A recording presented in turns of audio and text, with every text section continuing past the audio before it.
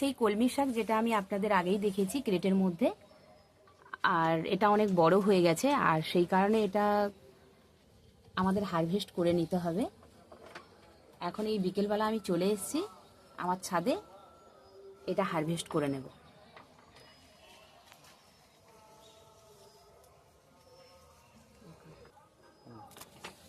এই কলমি শাক একবার কিন্তু দানা বসালে আপনি পুরো গ্রীষ্মকাল বা তারপরে বর্ষা পর্যন্ত আপনি এই শাক হারভেস্ট করতে পারবেন, কারণ এই কেটে নেওয়ার পরে আবার কিন্তু এগুলো নতুন হয়ে বেরোবে, আর বারবার আপনি হারভেস্ট করতে পারবেন একই জায়গা থেকে।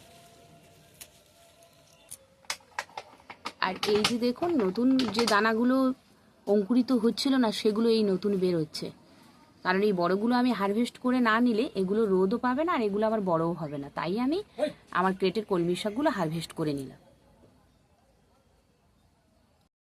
দেখো, এই প্রথম আমার হারভেস্ট করা মোটামুটি 1 আঁটির মতন হয়েছে।